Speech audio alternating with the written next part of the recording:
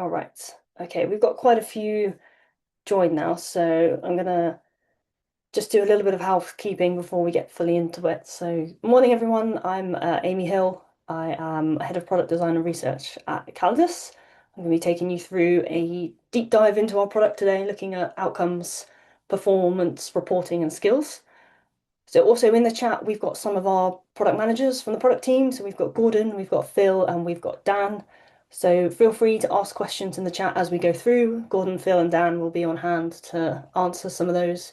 And then we'll also have time at the end if you want to save your questions to the end as well. So um, yeah, whatever you'd rather do. So let's get into it. All right, so activity and impact. So you've probably been measured on the first your entire career. This session is all about the second. So what I'd like everyone to do is just take a couple of moments to have a read of the metrics here on the screen.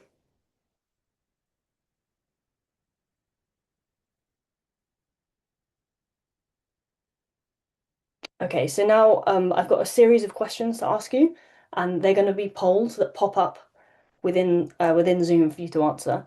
Now, don't worry, they're not particularly long-winded. Each poll is a simple yes or no question. And the first one that I've got for you, that Claire's going to pop up for us in just a second, is do you currently measure or report on any of these metrics that are on the screen at the moment?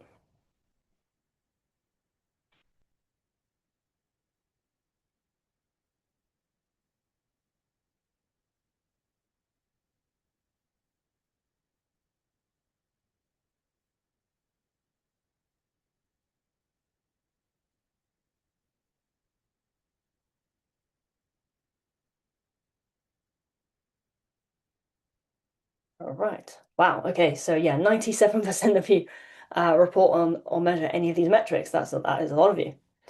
Okay. So if Claire could bring up the next poll for us as well. So the next question I want you to think about is, have you ever sat in a meeting, brought up your metrics like these ones that are on the screen, and ever felt like it's not quite answered what your stakeholders are asking?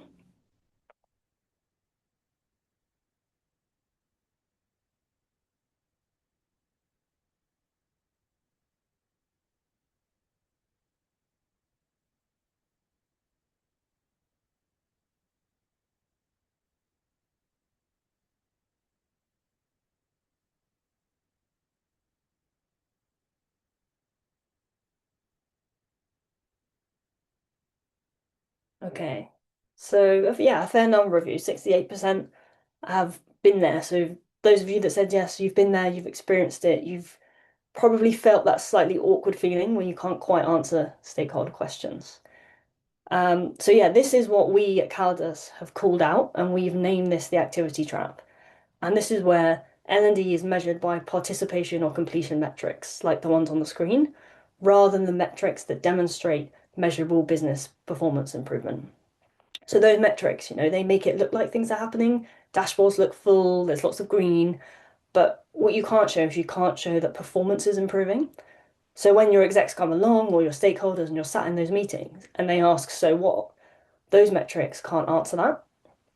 And what that means is that your influence as L&D erodes, your budget shrinks, and the kind of credibility vanishes. So we at Kallidus, we think, or well, we know that this is something that's been going on for years and something everyone here will be able to resonate with. So what we've decided to do is we've decided to give it a name and to call it out.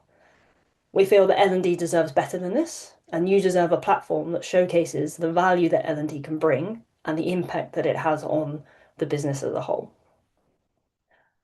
Right. Cool. Okay, so what I'd like you to do again is to just take a few moments to take in those metrics on the screen.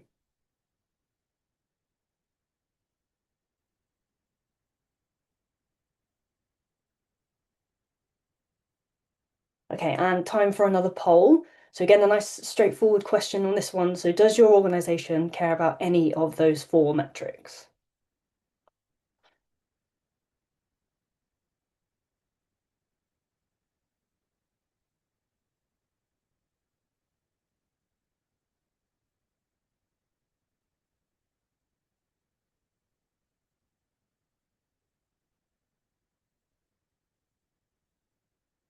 All right, 100%, 100%. That's good. That's pretty much what I was expecting and not a surprise, right? So these metrics are at the forefront of every leader's mind, kind of irrespective of the industry that you operate in, they're all thinking about them. And then our final poll for this session, if Claire could bring that one up for us, is are you confident that you could give accurate evidence to your leaders of the impact that L&D has on every one of those metrics on the screen?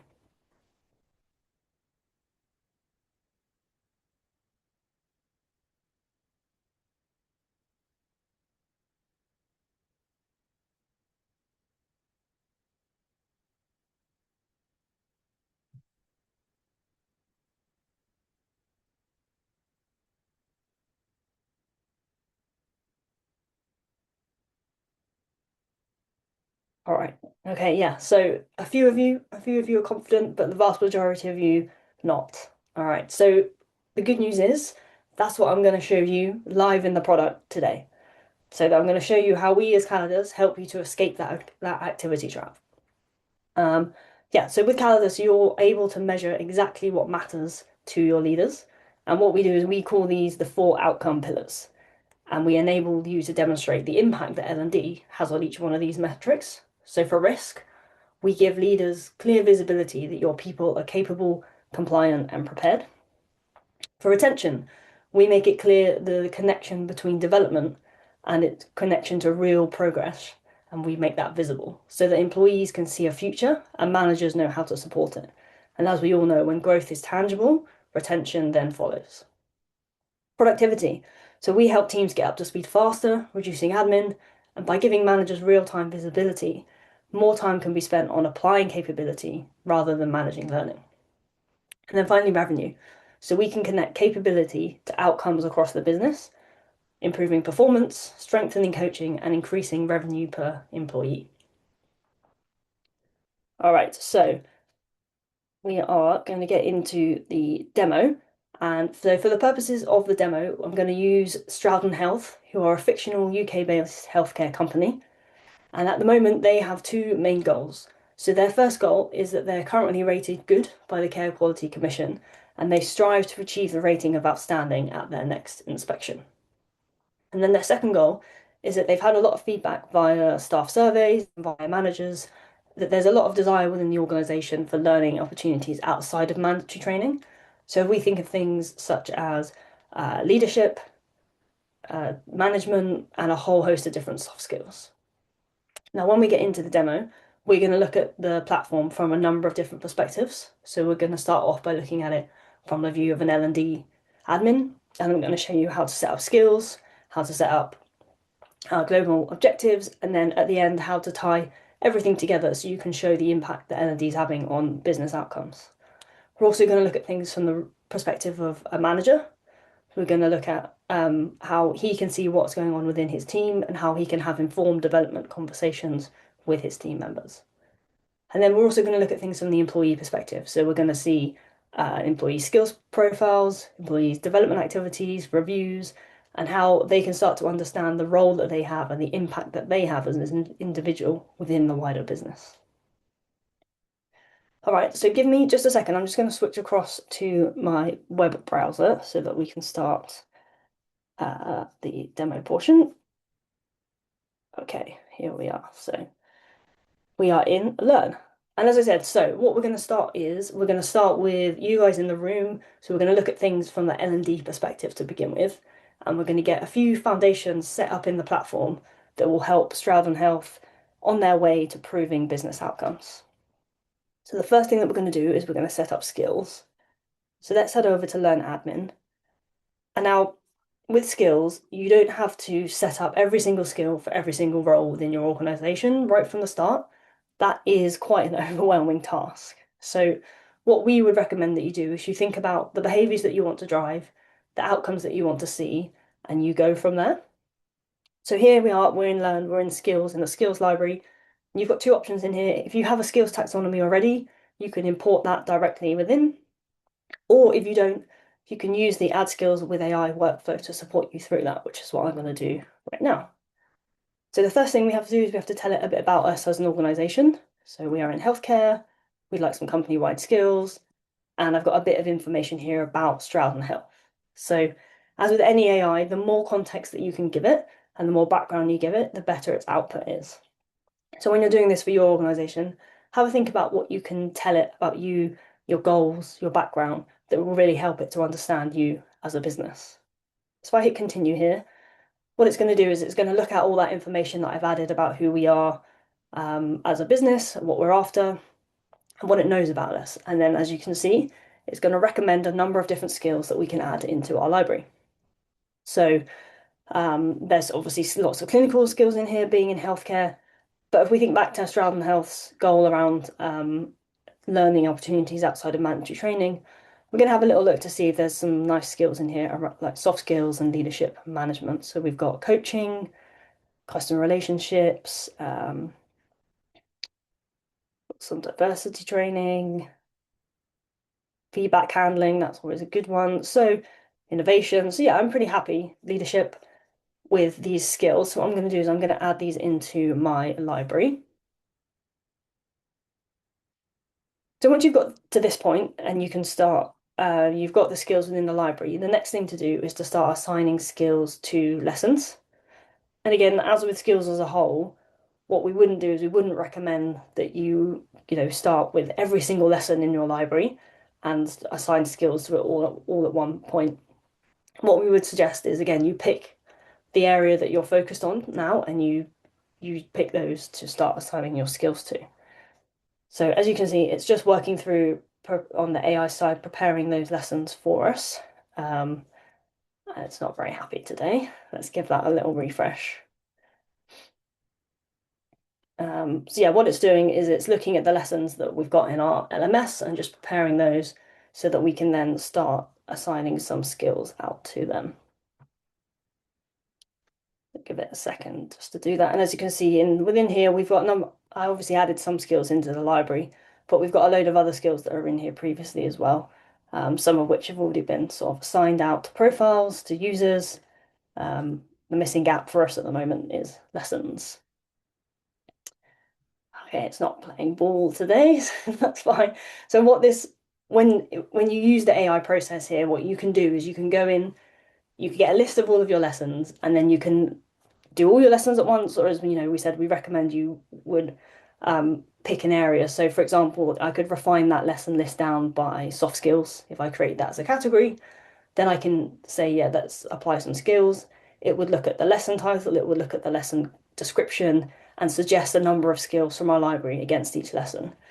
You can then say, yeah, I'm happy with that, apply it. Or there's also an option where you can sort of say, oh, I think it's missed this skill, so you can add some skills manually onto that process as well. So demo gods, it's not playing ball with me today, but that's how that AI process works. So you can see how nice and quickly here we've got skills in our library that are relevant to us as a business, Stroud Health, those soft skills that we added, and we will shortly have some of our content tagged up with those skills. So we don't need to create a full skills taxonomy. We're not uploading reams of spreadsheet data.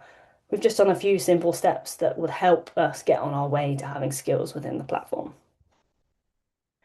Okay, so now that we've got skills set up, the next foundational thing that we need to do for Stroud Health, if we hop over to Perform, is to set up some KPIs. So in Perform, we have global objectives, and these global objectives apply to your entire organization. So as you can see, Stroud Health have already got three. They've already got three global objectives set up in there. I'm very, very happy with my experience of Perform. And what we're going to do is we're going to add in another objective, another global objectives for the second half of Stroud Health year. So tied into our ambition to be rated as CQC outstanding, we've noticed an uptick in care quality incidents within Stroud Health. So this objective for the second half of the year is going to really focus on bringing those care quality incidents down. And we're being ambitious, we're an ambitious organisation, so we're going to try and bring them down by 25%.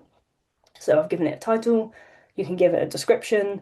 What I am going to do is I'm going to add a weight to this objective because I really want everyone within the organisation to know how important this is and how much of a focus this is for the second half of the year. So at the moment, this objective isn't on track, and I'm going to track this as a percentage. So our starting value is 0. Done a little bit of work, it's gone down by 2%. But as I said, we're super ambitious. We want to reduce this down by 25%. So I save that as a draft. You can then check that it's all good. And if I publish that, this objective is then goes into our published objectives and it's now visible to everyone across the entire organization. Okay, so we've done a few foundational things here in the platform from the L&D perspective.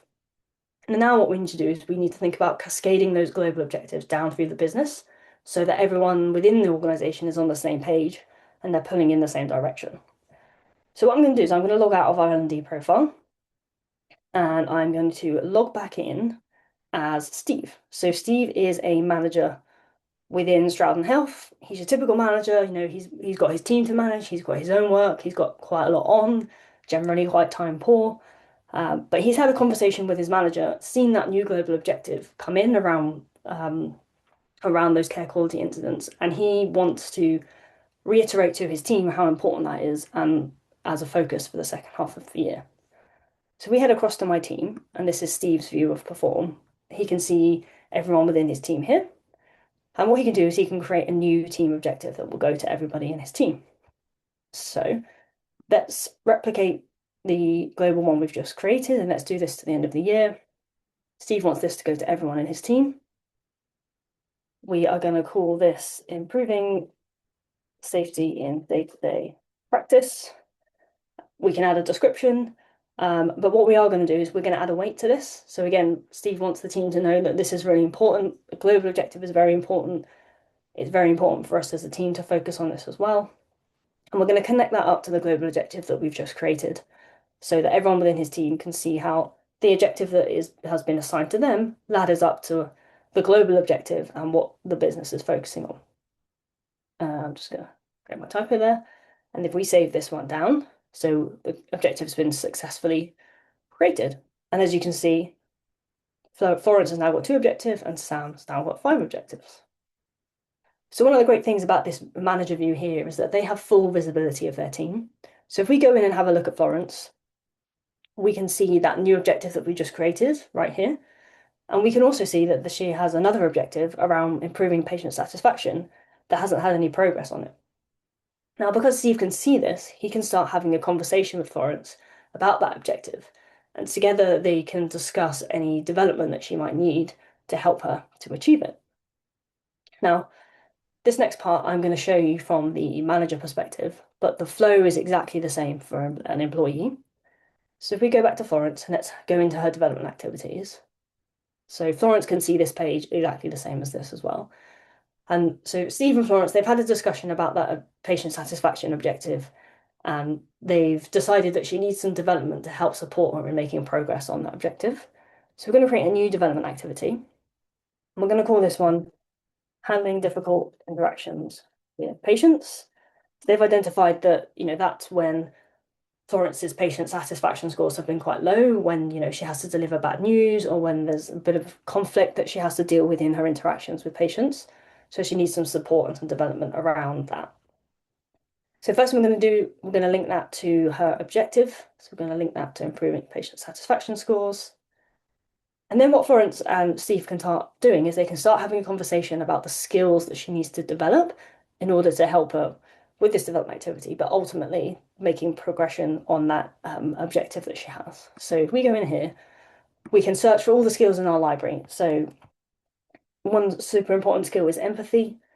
And again, they can talk about the level at which she needs to be in order for, for her role. So let's put this as proficient. We can add that one. I think emotional intelligence is another one we're going to add in here, and then a little bit of conflict resolution as well. So if we save those down, we can then see, so those skills and the levels that she needs to be at are visible here on the development activity. And then the other thing we're going to do is so we can link across to learn. So if you think about Florence, this development activity gets, she creates it with Steve, but by linking to learn and linking to some relevant courses, we give her a really good place to start with her learning here. Obviously not everything is going to be achieved by doing some of these courses that we're going to link now, but it's a really good starter and gives her a plan. So if we go in here, so I know that we've got a course around emotional intelligence. So we will add that one on. We also have a course around difficult conversations, which I think would be a really good one for Florence to do. And then finally, we have a course around empathy as well. Cool. So nice and quickly there, we've got three courses linked to this development activity. Really good place for Florence to start understanding some of the fundamentals behind those skills that we want her to develop. I'm going to put a due date on this. She's going to do this over the summer, so let's go end of August. And then we are working towards an objective. So if we save that one down, then yeah, Florence now has that as a development activity. And the magic here for the business, for you guys in L&D and your stakeholders, is that you start to get data on the learning that's happening, the skills that it's developing, how that applies to individual roles within the business, and ultimately how it then contributes to the business and the metrics that the business cares about. So you can see how, previously it might have been, oh, Florence has completed 3 pieces of additional learning this half of the year. Okay, great, but what does that mean? Instead, what we're getting here is a full view of how everything links together. And all of that insight is coming from us setting up a few skills within the platform, adding in some global objectives, and then cascading them down to individual employees as well. Right, okay, so let's log out of Steve for a second. We're going to log back into our L&D profile. And just as we're thinking about development and development needs across the organization, I've got a really handy report that I want to show you that can help you identify gaps in your curriculum and where you might want to look for some additional content. So we are looking for the skills admin report. And now this contains lots of different information about skills. And there's one piece of data in here that's really, really helpful that I would just want to highlight. And this is skills not linked to any lessons. Now, as you've seen, we took the time to add skills that are relevant to Stroud Health into the platform.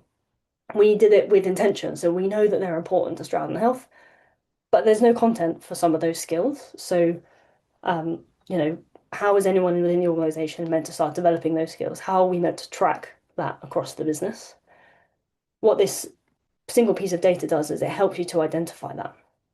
So previously you might have measured your library by volume or the number of courses. Now what you can do is you can start to measure it by its effectiveness in supporting your skill strategy. So we go in and have a look at these skills for Stroud Health. Going to have a look down, and one that's really standing out to me here is change management. So we think about Stroud's goal to offer more learning outside of mandatory training, areas of leadership and management. Change management is a really fundamental skill within both of those areas and within healthcare itself, but we don't have any content linked to it. Now, of course, there's many different ways that you can, provide content. If you have experts in-house, you might want to author your own. But if you haven't seen it yet, what I would recommend is heading across to Learn Admin and taking a look at our new content marketplace. So the content marketplace contains our entire catalogue of off-the-shelf courses. So you can come in here, you can browse around. What we can do is we can search for a missing skill. So we can search for change management. And what I can do is I can see that there's 2 courses in here that are relevant to change management. And now for each of these courses, you can go in, you can watch a preview, you can read the description, and you can register your interest, which will send a notification across to your customer experience manager, who will be back in touch to then discuss adding the courses into your library. So what you can see here is nice and quick. We spotted that gap in our curriculum by looking into that report. It's super relevant to Stroud Health goals. We come over here to the marketplace, and pretty quickly we're able to fill it so that we're expanding our library with intention and strategy. So now when your stakeholder comes to you and says, hey, you've requested budget for 2 more courses. We've already got 300 odd courses in the LMS. Why do you need 2 more? You've got the data to support that argument. Right. So if we think back to our example, let's think back to Florence. So Florence has got an objective. She's got a development activity linked to that objective. And within that objective, she's got some skills and some levels assigned to it. So let's log out of L&D, and this time we're going to log back in as Florence, and we're going to have a look at things from her perspective. So what we're going to do is we're going to head over to Florence's skills profile. Now within here, Florence can see all the skills that she's working on, and the levels that she needs to be at, all in one place. So she can see where she is now, where she needs to be, everything within here. If we scroll down, we can see conflict resolution, which is one of those ones that we added on the development activity. We can see emotional intelligence, we can see empathy. So for what she can see here, she's clarity around the skills that she needs to develop and where her skills gaps are. So let's go in and have a look at empathy. So this is one that she needs to improve. So what she can see within here, again, where she's at now, where she needs to get to. She can also see learning opportunities. So because the skills, the lessons thing didn't work at the start, we haven't got any in here. But once you assign skills to lessons, any lesson with empathy as a skill attached to it will show up in here. Again, giving her a really good idea of places to start developing that fundamental knowledge around these skills. What she can also see is completed activities. So once she's completed that learning, it then gets tracked in here. So under lessons completed, she will be able to see that those lessons that she has done. And the other thing that she can do in here is she can show progress. So she can request a level change. So she might, do a course, a couple of courses, and think, okay, yeah, I think I understand more than the foundations now. I think I'm ready to move up a level. So she can come in here, request a level change to say emerging, for example, save that one down. And what that does is that will send a request across to Steve, her manager, who will be able to come in here. He can see exactly the same thing as Florence can see. He can see the completed activities, he can see what she's done, and he can use that to make a decision about whether to approve that level change request. And as you can see, what's happening here is it's driving informed development conversations. So for Steve, the manager, super busy, no more guessing what learning his team has done or tracking it across spreadsheets. He has this exact view for each skill for each team member with all the evidence in one place to help him to then validate those skill level change requests. So let's imagine Florence does a similar process for each of those skills we put on the development activity. So conflict resolution, empathy, and emotional intelligence. And both her and Steve are happy that through learning within the LMS and then potentially through, observing some of those skills in real life, she has got herself up to the levels that we set on that development activity. What you can do then, if we head across to perform and we go back into her development activities, so my development, and what we can do is we can mark that development activity off as complete. And because she hasn't done it before, what we can do is we can say, yep, those skill levels, we're happy. Submit some requests for those to be changed as well. And again, Steve will get them and he can approve those. So this is a simple example, and I'm going to fast forward timelines here, but you can see how completing, say, this development activity or maybe multiple development activities linked to a specific objective would then lead to progress being made on that objective. So we go across to Florence's objectives. Let's update her objectives to show that. So patient satisfaction scores, she's done that development. She's confident in the fundamentals behind those skills, and she's had feedback from within, from her manager and from colleagues and from patient satisfaction that she is having much better conversations with patients in those situations. So we're going to move this up to 50%. It's not perfect, it's not complete. There's other areas that she can improve in, but that development has had a real impact in helping her progress this objective along. So she's also been working on the safety one as well. So let's give that one an update as well as we're here. Okay, so all of this, so development activities, objectives, all of that is also visible to managers and employees within their reviews. So we hop in and have a look at Florence. She's got a review coming up soon. And what we can see, and again, Florence and Steve have exactly the same view in here. So they can start having a conversation with what's gone well since the last review. They can talk about what's been challenging since the last review. They can talk about objectives. So they can say, okay, you've made good progress on both of these. What additional help, what additional things do you need to be doing to then make further progress and complete these objectives in the second half of the year? They can talk about development. So now that she's completed that development activity, what development is up next? And that could be related to the objectives that we've just talked about. It could be related to the challenges that they've spoken about since the last review. Just starts that conversation. And then they can check in on her learning progress as well. So is her mandatory training up to date? Does she need any support in making the time to complete that mandatory training? So before, where maybe only L&D would be able to see this sort of thing, and I'm going to come to how how you guys can see this without having a million different spreadsheets open in a second. But employees can see it as well, and what they can do is they can understand how their role and what they're doing fits into that bigger picture within the organization. So they're not doing training just to tick a box. They're not just looking for content randomly within the LMS. They know the why behind what they're doing, and they can see the impact that they're having, which is super powerful. All right. Excuse me. The final part of the demo, I'm going to log out of Florence and we're going to log back in as our L&D profile. Now, what I'm going to do is now I'm going to show you how to tie all of this great stuff that's happening across the organization together so that you can show and prove the impact that it's having on business outcomes. So the first thing we need to do, and it comes back to our fundamentals that we set up at the start, is we need to head into our global objectives and we need to update them to reflect where we are as a business. So alongside the work that Florence has been doing, loads of great work's been happening around the business to improve patient satisfaction. So what we're going to do here, we're going to come into this one and we're going to edit this one. And this has gone from it's gone from 6% up to 8%. And so yeah, we're really happy with this one. This one's on track. We can save those changes. And then the patient satisfaction, the reduced care quality one as well. We've also made a little bit of progress on that. So we've gone up to 8% on that one. Still not on target because we're super ambitious, but we can save the fact that we have made some progress there. So you can see now how updating progress and having things linked across all the levels within the organization allows L&D to see, and I'm going to show you in a second, to demonstrate that connective tissue. So how a skill or learning has contributed to development, which has moved the needle on personal and team objectives, which has led to progression on global objectives, and then it's ultimately improving the performance of the business. And this level of clarity across that whole connective tissue has not been possible before.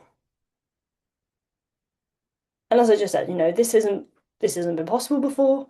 It's great. It's not existed before, but it doesn't matter if you aren't able to demonstrate and tell the story to your stakeholders. I'm pretty sure all of you here know that this great stuff is happening within your organization, but the problem that you're facing is that you can't show it to your leaders.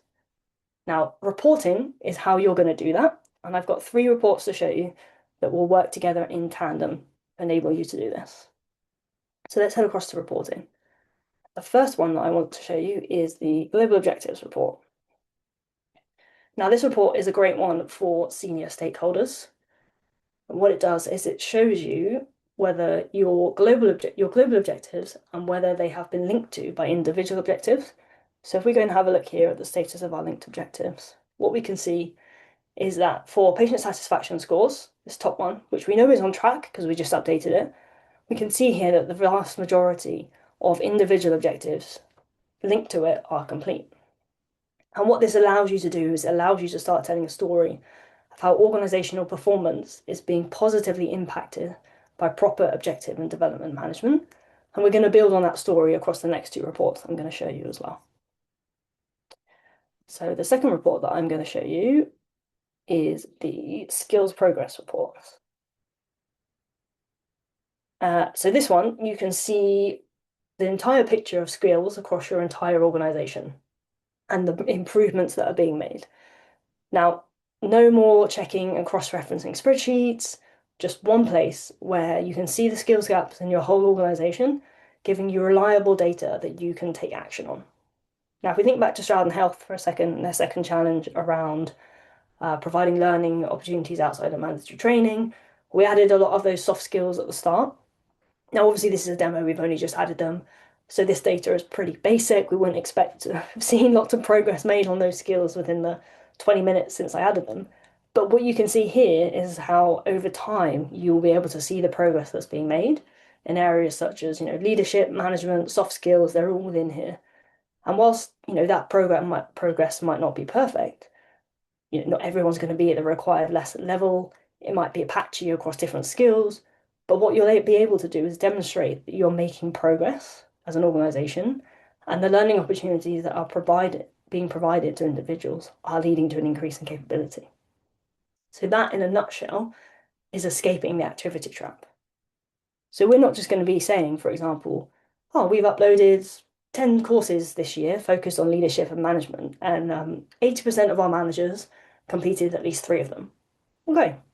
So, but your stakeholders come to you and they say, okay, so what we can do instead with this data is we can flip that around and we can say 80% of managers are at the required skill level for their role because of the learning and development that they've been through. And what that allows you to do is it allows you to show that your manager cohort are capable. We're aligning to that risk outcome pillar and we're giving leaders clear visibility that people are capable, compliant, and prepared. Okay, right, time for the final report. Now, if you were to only look at one report that would help you to prove, oh, Dan wants some feedback, we'll save that one for later. Yeah, so if you were only to look at one report that would help you to prove the impact L&D is having on business outcomes, this is the one for you. It ties together global objectives to individual objectives to development activities, and soon it's also going to tie in skills as well. So what we can see here, we take this in for a second for Stroud Health, is a really strong alignment. We've got the majority of business goals, half and half business goals sort of being achieved and on track, and performance management activities are clearly supporting this success. So let's have a look at patient satisfaction scores again. So we know it's on track, and we can see a good number of people linked to this global objective. And we can see a good number of development activities also linked to that objective. So we can also drill through to give us some information on those that maybe aren't on track.